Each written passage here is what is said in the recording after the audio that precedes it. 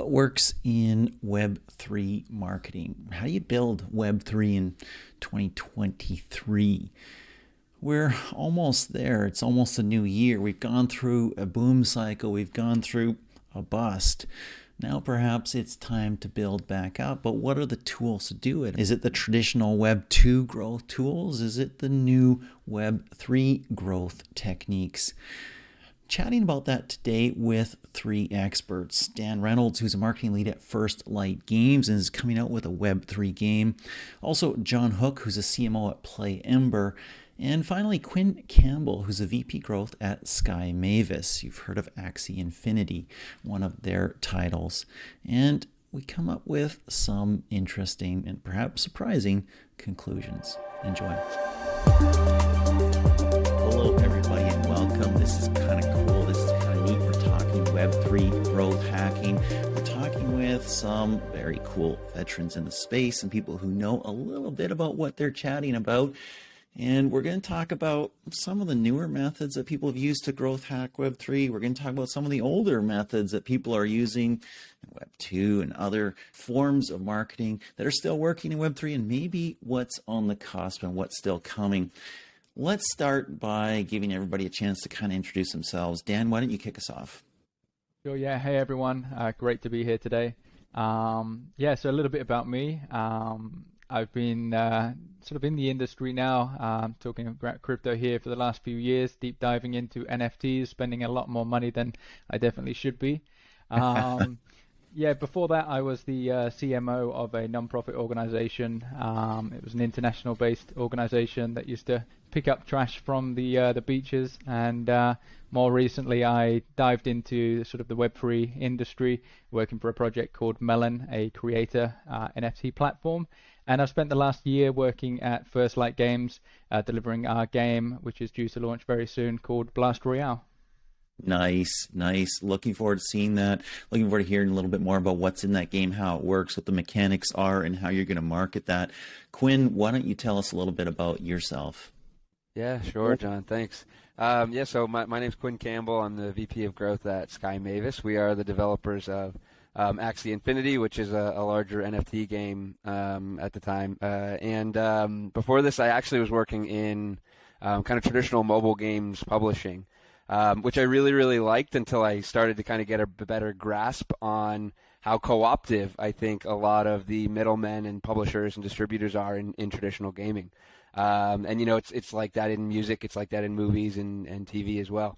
Right around that time, I came across NFT gaming. I saw this idea of direct-to-community distribution, taking the middleman out of the system, and me, as a middleman, I knew that was the future, and I had to be a part of it. So it's all kind of rolled from there. Very cool. Axie Infinity, of course, super interesting what you guys are doing. Lots of challenges, lots of interesting stuff that you're kind of trailblazing on. John, give us a quick intro. Yeah, thanks, John. So similar to Quinn, spent a lot of time in like Web 2, like mobile gaming and ad tech, and running companies in that space, which was kind of fun, like Ad Colony, Oma Games, Boombit, and for about the past 12 months now, I've been pretty deep into Web 3, having a lot of fun, testing some stuff, and currently CMO at PlayEmber, which is just a great example of this journey we're on, that actually it's using mobile games, but actually it's all about helping and empowering creators, artists, brands to create and monetize and distribute their content and services, but in just a very different like Web3 way that doesn't involve just shoving rewarded videos in games and saying click here. So it's a lot of fun building and architecting that out, and looking forward to sharing some of the stuff that we've learned with all of you. Awesome.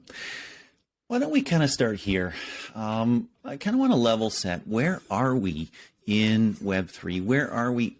Web3 is pretty connected to crypto, obviously, and there's interesting things going on in that. Are we in, we've had a hype cycle. Where are we now? Are we going up?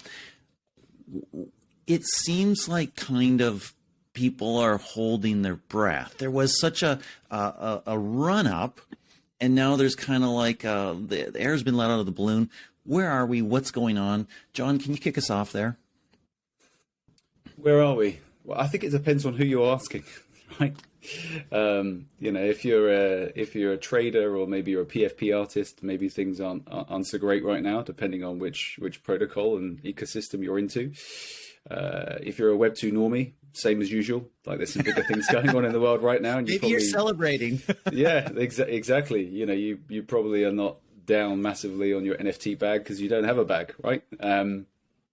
So yeah, I think it really depends on the sort of lens you're looking at. But given we're all talking about gaming, I think the two big challenges, if I'd separate them in summary, Web2, you still have people playing games. The key challenge there still is around the monetization of those players, and depending on the genre, and thanks to Apple and ATT, that's still a huge challenge. And sadly, seeing a lot of studio closures at the moment because the distribution of games in Web2 is pretty hard, linked to monetization.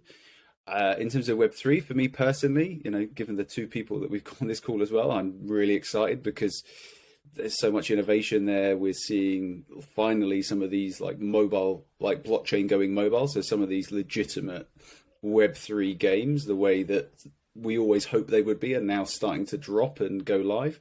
So for me on that Web3 side, it's just pure excitement right now.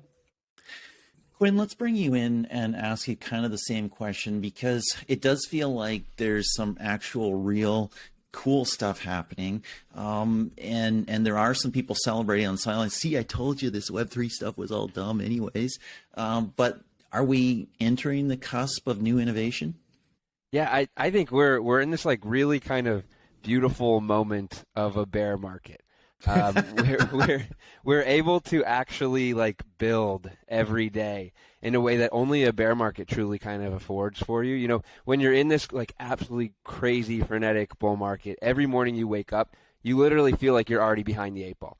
Yes. And like there's something intoxicating about that, but there's also something that kind of like is a drag on actually shipping. Whereas I think there's definitely a shakeout going on. But the projects that are able to really survive and build through this bear are going to be the foundation of the next decade of NFT gaming and of Web3 as well, right? And I think we're seeing the shifts of this already, because so many projects, especially during the bull, there was a new NFT gaming project like almost every day. And 90% of them were basically just yield farms or DeFi protocols with like a gaming wrapper around it. And that's already starting to disappear. Now you're starting to see these game studios go back to their roots of like creating a fun, sticky core gameplay first, and then just sprinkling some Web3 magic on top of it. Dan, let's bring you in. It's funny because we have this confluence of craziness, right? So we had the Web3 hype cycle and the bust, and now this opportunity to build. But we have this whole economy thing that's going on, right? We have this whole supply chain thing that is affecting the whole world. We have inflation. We have other things. It's all coming at once. What are you seeing? Yeah, I mean, I think Quinn really hit the nail on the head with that, really. So much is in the real world is uncertain right now, and people are being a little bit more careful than usual. I think again, I do really think this is quite an exciting time being in Web3, because it really, so many of those projects that aren't really ever going to be building anything, that are driving hype, and then before you know it, they're gone and you never see them again. It's not so easy for them to be around in this market where we are right now, because there isn't the hype that there was when we were right at the peak of things. And I think this really does give you an opportunity to take your time to research projects, to see what they're actually doing, and follow along the real hard journey that the developers of a game or project need to go on in order to become successful. So I think it's a really nice time, even though you could say, it'd be great if we launch right when the bull market starts, and so many things like this. But I think it's a really good and exciting moment to be building something proper. Quinn, you talked about kind of this return to sanity of actually building something that's a game that's fun, that's enjoyable, that's a good thing to do, and then sprinkling some Web3 magic pixie dust on it. Does this kind of return to basic principles mean that marketing Web3 experiences, Web3 games can lean heavily on, let's say, traditional mobile marketing or digital marketing techniques or not? That's a really, really interesting question. I think it's one that we're trying to solve for every day. So far, what we're seeing is the answer is kind of like yes and. Our Web3 channels are still very productive for us, and they're still excellent growth channels. As we're exploring some traditional Web2 channels as well, like for performance marketing, for instance, we're actually seeing some interesting success there as well. And if anything, I think it will kind of segment out who the users are, right? You can always still go after this like degen Web3 user base with kind of a higher propensity to spend. But if you really want to go to the masses and onboard the next 100 million, which is like, how do we convert Web2 to Web3? That's the existential question in our space right now. Using the traditional channels to reach them where they're comfortable is a big, big thing to solve for. John, what are your thoughts there? I mean, the traditional, what is traditional, right? When Web3 started, right? 2 years ago, 3 years, 5 years, whatever it is, the traditional thing was, hey, I've got Discord, I've got Telegram, I've got a variety of other sort of new type channels, and I'll build a lot of people and I'll generate a lot of interest and things will happen. That never worked for me personally because maybe I'm just an old fart. I don't know. But those channels didn't work for me. They're high noise, low signal, so busy, hard to, really parse what's actually happening. Are those losing some of their power, or are we just needing to figure out different ways to use them? Again, I think it comes back to just the basics that we all know when you're making a game is who are you targeting and what is their motivation. And I think to Quinn's point, this is the interesting thing that we're trying to figure out, because if you think about these, what we don't know, so let's take Axie Infinity, right? Like you've definitely got like some of the early adopters of like Web3, like Web3 degens.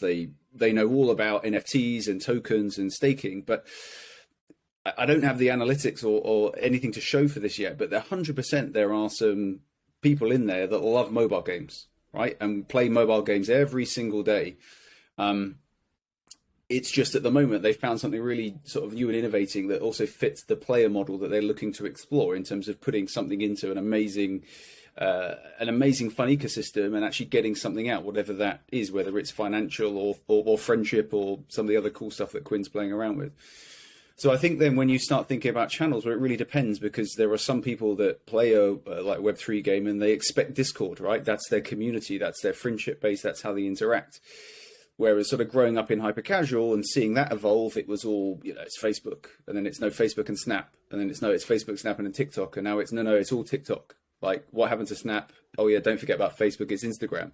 And kind of seeing that demographic evolution as sort of everyone goes through different platforms and grows up a little bit depending on where they migrate to. I think that's one of the things that I don't know the answer to, but we're playing around with, right? If you're going to onboard these normies, well, where are they?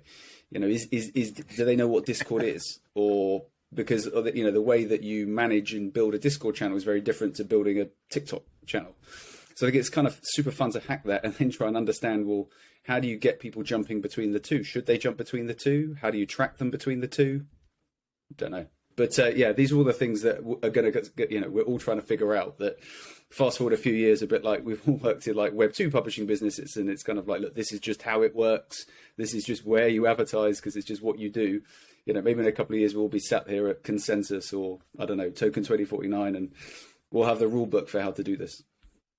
It's funny, right? Because there was a rule book. You knew what to do, right? You put capital to work on a certain number of partners, right? Dan, you're dropping a game pretty soon. I mean, what are you guys doing? Yeah, I think it's we are at this moment where nobody really knows what the answer is. Nobody really knows whether to That's not comforting. yeah, that's right. No, but I think that's what's most exciting about this. Yeah. I think you've got this sort of the Web3 sort of speculators, traders, and you've got people that are playing mobile, PC, console games that haven't yet even they do not own a single piece of crypto or NFTs, and the challenge is, and the challenge that we face right now is to try and strike that balance between tapping into this the world of Web3 speculators, but also aiming to take the game mainstream around the world, So one thing that we're focused very much on right now is to do what we know we're good at, which is creating a good game that's going to be enjoyable, whilst using as much of the blockchain technology as possible and staying in the loop with all, everything new that is coming out, all the emerging technology within the space, to use that to essentially bring in real gamers into Web3 and sort of convert them into Web3 gamers by having a really good game that's built on the blockchain. So we're sort of trying to strike this perfect balance between bringing in gamers and Web3 traders and speculators and NFT owners at the same time. So I would say it's our biggest challenge, and I'm not going to come up here and say we have the exact answer. We'll tell you in a year's time probably. And those people have different incentives, right? Gamers, let me have fun. Speculators, I'm here for a reason. This is work. And you know a little bit about that, Quinn. I mean, Axie Infinity, kind of the OG here a little bit, right? I mean, people have been farming and working and leasing out property or opportunity to earn in Axie Infinity for some time. How do you see this? Sure. Yeah. So I think what's so inherently different about, really trying to grow and then manage at scale a community of a Web3 game versus Web2 is just the sheer variety of users or players or archetypes that you have in your ecosystem, right? And John, I think the last time we were on a podcast together, we talked about this as well. But we have like 11 or 12 different player archetypes that we've identified within Axie. Wow. Only about half of them actually play the game. So that's where it's just a complete, left turn from what, I'm used to coming from Web2 gaming.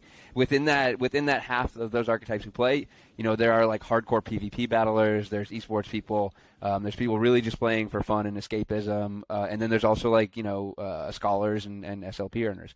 Within that half who doesn't play, we have people who are doing nothing but like heavily participating in our governance discussions for this eventual decentralization of our DAO. We have people who are just only content creators or like community tooling devs, and there's absolutely no way to argue that person is any less valuable to us than somebody actually playing the game every day, or vice versa. And so it even makes it hard to actually come up with entirely new like LTV equations and figure out who we're really buying and what to optimize for at the end of the day. But it's all just the fun of building on the frontier.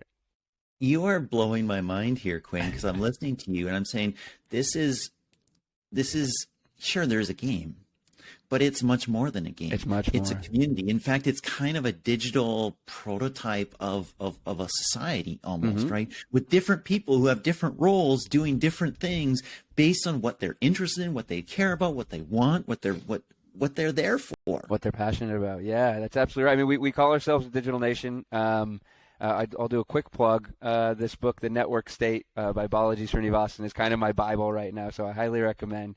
But yeah, I think that's absolutely true, right? And even like a lot of the community side of what our team is doing is trying to think about how can we provide welfare, not just monetary welfare, but any kind of benefits to your life as a community member, as a Lunasian, basically, that we can. So we're even running like, almost like the food pyramid, right? Like exercise and diet things, just like healthy mindset kinds of things. Anything that we can do to actually bring welfare to our people is a positive kind of exercise for us.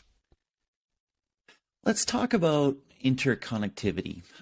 If we talk Web3, if we talk people own certain things, there's portability there, there's decentralization.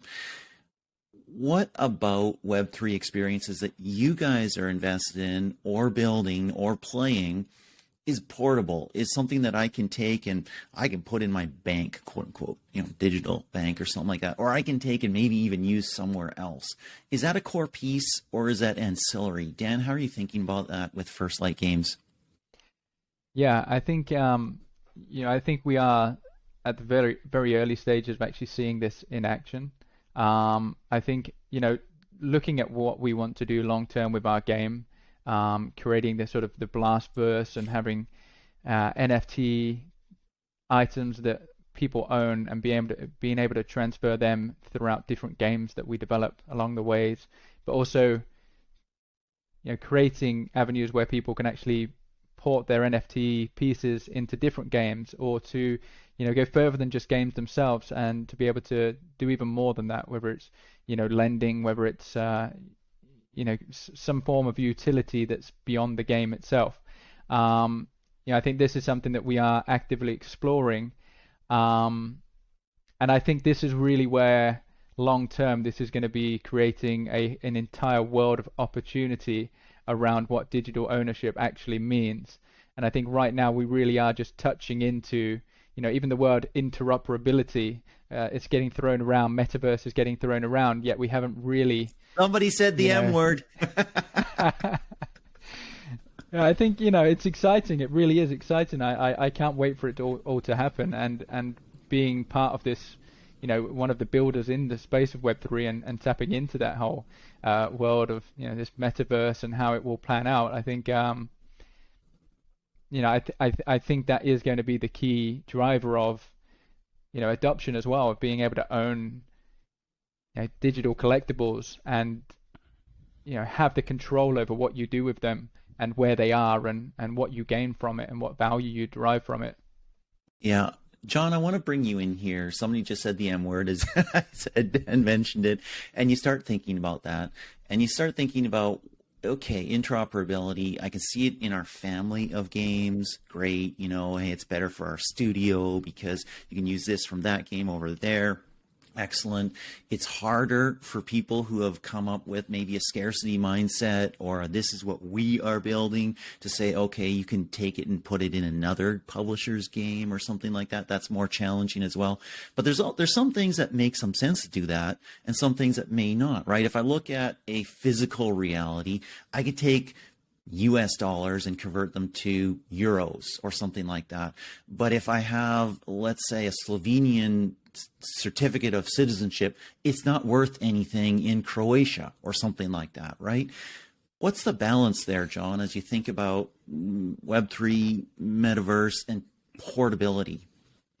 I think that's like an entire panel discussion, but I'll give you my quick 2 cents. So, we need the solution in like 3 minutes from you. Okay, so quick summary. I think what you're seeing is, I mean, Quinn touched on it. I think you've got like Web3 native companies that understand that a key piece in that is what we're actually building is we're reimagining like culture, like social trends, like monetary, I'm not going to say policy, but monetary things we can do with like financial vehicles. And that gets very exciting, right? And I think when you get under the bonnet of what people think are Web3 games, and I love that, the digital nation, that's actually what's being built. And that blows my mind, but that's also what's really exciting. Versus, I think when you look at traditional gaming, and I don't mean that in a patronizing way, but people that have grown up in Web 2, what I'm seeing is this idea of decentralization and monetization playing out as actually walled gardens, because they're like, hey, hang on a minute. Yes.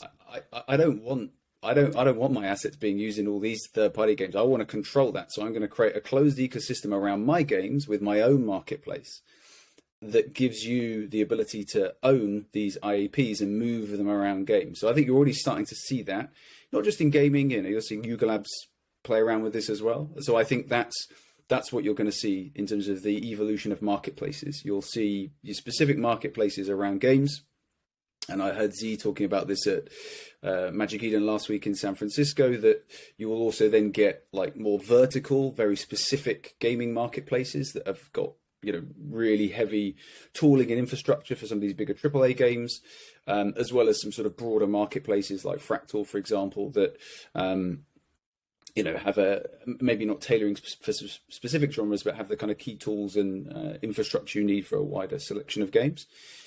But that's really how I see the initial split right now. And again, it makes sense, because at the end of the day, we all have businesses to run. And you made that earlier comment about, kind of app downloads and attribution. And, if you're a traditional Web2 company, you're probably publicly listed and you have a share price, and, you need to make money. And that's what NFTs are. They're another monetization tool that you can deploy. So really, I'm kind of seeing that versus, what's really exciting here and is going to, redefine, I think, generally the world that we live in now is kind of where, Axie are headed and a few others, which is, hey, we just have a really interesting opportunity here to actually blend together everything. And it just so happens that the vehicle we can do that through is gaming. And I think that's just really cool. That was a great job, John. You're right. That's a full panel. I mean, that's a couple of years of evolution in the industry to figure that out if you even get close to it. So that was a great job. And also a good segue, because I want to turn, and Quinn, we'll probably bring you in first here. I want to turn to the thought of a Web3 marketing stack. We're starting to see some evolution of that. We're starting to see some tools. We're starting to see some things like wallet relationship management, customer relationship management for the Web3 era. We're starting to see an attribution tool that's built specifically for Web3 in Spindle. I believe that's Antonio Garcia Mendez or something like that. Thank you. Yes, exactly. Something formerly from Apple and I believe Facebook, a couple different places. Eric Soufer has invested in that, a lot of others as well. Quinn, what are you seeing in the development of a Web3 marketing stack? Is it super nascent right now, or is it starting to kind of emerge out of the mist? Maybe both at the same time. It is super nascent, but like over the last 2 months, I've started just having tons of conversations. So there's like a little bit of Cambrium explosion going on, and everybody's doing really, really cool stuff. And you touched on some of them, right? Like trying to solve for attribution in Web3 is awesome, because that's probably was the biggest headache for me, in the first 6 months of my job. It just didn't exist, and we ended up having to hack together a couple of existing Web 2 attribution tools, as well as doing some things on our own side just to get it working in Web 3. That's amazing that people coming now can just use, tools existing. Wallet relationship management is really, really cool to me. I'm starting to see a couple too that are able to actually attach hot wallet addresses to social media accounts, which is kind of scary, but also really powerful from, a growth marketer's perspective. There's a lot of Quest and Soulbound token related attribution kind of projects coming out as well. So, I think it's really, really exciting. But it's all very early. I would actually be really curious kind of what John and Dan are seeing on this front too, because I'm still even shaping my thoughts on it, to be honest. Love it. Dan, jump in. Yeah, I mean, not sure how much I can add to this one, because it's something that we are literally exploring at this stage right now. I think, being able to, with wallet addresses connected to marketplaces, connected to social media accounts, I mean, this opens up an entire new realm of what you can do with sort of tracking addresses and marketing, and whether it's user acquisition. And, I think I put my hands up and say I think this is still quite early, or we are also, I'm personally at this stage where I'm diving into it right now to learn as much as possible, but it is something we're discussing as to what we can do, and I think there's going to be a huge opportunity here for marketing. I think it really is, that's the next sort of, it's something that's completely unique to Web3, and I think this is something that once this really does open up and we start to see this in action and bringing in a lot of results as well, I think this is going to be a big driver for traditional game developers to sort of consider exploring the Web3 world a little bit more than what they currently are. John, jump in, and then I've got some follow-ups on this. So, a few thoughts. One, there's a lot of lawyers getting really rich over this. I mean, if you think about GDPR, what is the Web3 version of GDPR? You went exactly where I was going to go. Web3, right? I mean, I have John Koetsier.eth, and you can see a lot of But I think this is the thing I'm curious about. So I think you've got, again, you think about audiences, you've got the Web3 degens. We got to know the whole concept of the blockchain and what you can scrape and find out. What I'm interested to see is, as this next billion come on board and everything we're talking about matures, how are they going to feel about the idea of all of a sudden, everything, all of this digital data or wherever it lives is now fully transparent? Because that was one of the big challenges in Web 2. Obviously, if you think about the most recent thing with ATT, you now have the choice about whether to be tracked or not at a most simplistic level. So I think I'm quite curious about that, because I've seen a lot of really cool startups fail around the premise of, in Web 2, allowing people to monetize and have control of their data that actually, with the backdrop of Cambridge Analytica, you would have thought people actually give a shit about, but turns out that they actually don't, and those businesses failed. And I've already seen some of these trying to do the same in Web3, and I'm kind of curious to see how this plays out, because that is one of the interesting things as marketeers in Web3 is that through wallet creation, you get email address, social logins, a whole wealth of data that it's, for me, so long as you let people know what they're opting in for, I think that it's our job to bring them something really cool in Web3 where they don't actually even question that or even think, oh, hang on a minute, how do they know that about me? Where do they get that from? Because the whole experience is just so cool. And as we were already talking about, there is that return. There's a clear, whether it's ownership, and that's a big word, but there is something that they are putting in and getting a reward for it. And now perhaps finally blockchain technology solves this problem that Web2 we couldn't quite figure out. So yeah, I think, and to be able to do that successfully, your original question that we've gone on tangent for, is this attribution piece. And the thing I find curious is still a lot, again, people have got businesses to run. I still find a lot of these companies I talk to are very focused on browser-based experiences right now in gaming, because that's where a lot of the sort of original eyeballs are. And it's like, okay, how about mobile? It's like, oh, no, we're not touching that. We'll leave that to like AppsFlyer and Adjust and Kachava, right? Singular, whoever. And I find that kind of interesting. I'm like, okay, but why are you not building like cross-platform? Because that's where it is and where it's going. They're like, oh, well, we'll just focus on browser for now. So it's nice to see actually a few cross-platform attribution companies now figuring this out. You hit the nail right on the head, right? Is that in the Web3 world, I mean, people used to think crypto, hey, private money. Not really, actually, as many people who have tried to steal some have found out, right? The blockchain is there and it's public and there's a public record. And maybe we're going to need some kind of evolution in wallets, right? Because do I want everybody to be able to drop stuff on my wallet? Do I need like a private part of a wallet and a public part of a wallet? Do I want to, hook up my wallet to every Web3 experience I come across and think, oh, wow, that's interesting. And then find out, oh, shoot, there was an error in the smart contract and my wallet got drained. And oops, I'm screwed. It's a challenging, still evolving ecosystem that isn't necessarily completely safe for the normies, as somebody said. Any thoughts on that, Quinn? Yeah, the space as a whole definitely has a long way to go to, making it to the point where my mom is comfortable onboarding into Web3. But my mom was also uncomfortable using email, like 15 years ago. And guess what? Nowadays, if you don't use email, you don't participate in society, right? So, of course, she's very comfortable with email now. We're just kind of waiting on that moment to come with Web3, and it's inevitable. It absolutely will. But there's definitely a bit of a watershed that has to happen.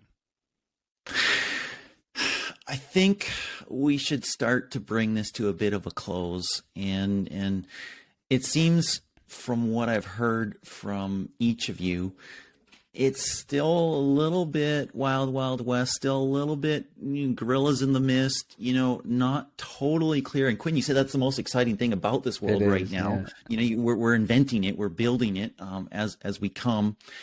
If somebody is engaging in or thinking about engaging in marketing a Web3 experience, platform, game, maybe I'll ask each of you to give your 3 minutes advice.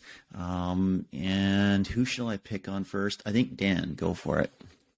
Yeah, great question. And I think it's my piece of advice would be to fully immerse yourself in this space. To a point where you've been there, done that, and you've experienced things such as buying NFTs and creating wallets and, minting your first NFT, to seeing how different projects conduct their mints, to, the full circle of transferring crypto from wallet addresses to exchanges to coming, withdrawing that back into your bank account. I think one would be about being very deliberate about who you're targeting. A lot of projects, they see these awesome growth hacks that large NFT sales and X to earn nomenclature can do for your project, and it definitely can. But you got to keep in mind you're not really going to be attracting long-term high LTV users at that point. You're attracting either like scholars who are kind of net negative LTV, or you're attracting speculators who can actually kind of crash all of your assets. So I think that would be a major focus for me. And then the other two are, there are actually some really cool growth tech projects out there that can help you in the early days, which we didn't have at Axie.